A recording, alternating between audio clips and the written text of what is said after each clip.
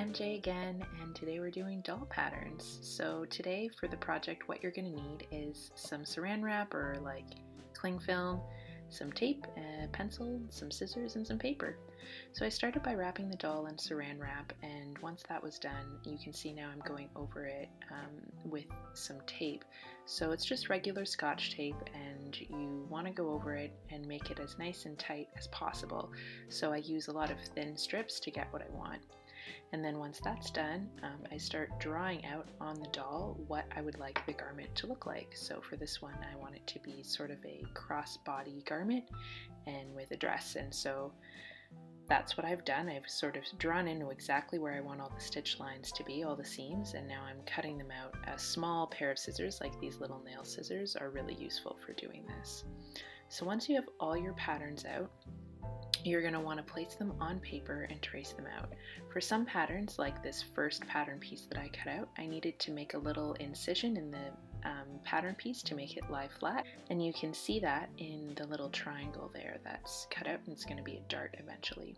So for the skirt, I want it to flare out at the bottom, so I just measured how long her legs are, and then I added some length so that it could pool at the back, and made it use the pattern pieces I had and extended them and flared them out to make a nice cool mermaid-like shape.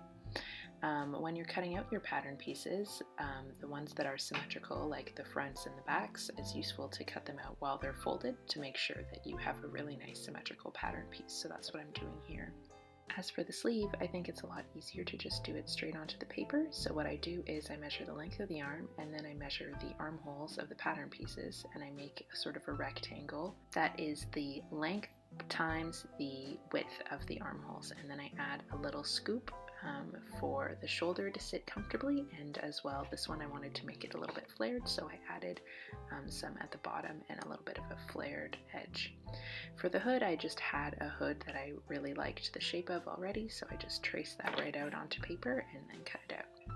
So then after that, I'm walking the pattern now. So you can see I'm taking the edges of the pattern pieces that I know are going to be sewn together, and I'm sort of putting them together just using my hands to make sure that they're all the same length. So on this one I had to cut off a little wedge of skirt, and that's what I'm doing here, and it really helps make sure that the pattern all works out when you're sewing it together.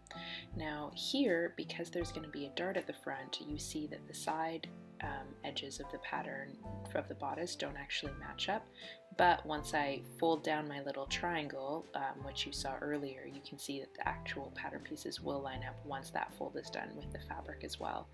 So once that's all done, I start working on the armor. So I just trace out a pattern piece just so that I know what kind of size I'm working with, and then from there I trace out what I want my armor to look like, and I cut out all of those pieces, and there's a fun pattern. And now I cut out the armor pieces out of foam, and then the fabric pieces, it's important to remember that I also cut out about a 1/4 inch around them just to give them enough seam allowance so that I can sew them. If that seam allowance is too big, I can trim it after I sew, but for now that's a comfortable amount for me.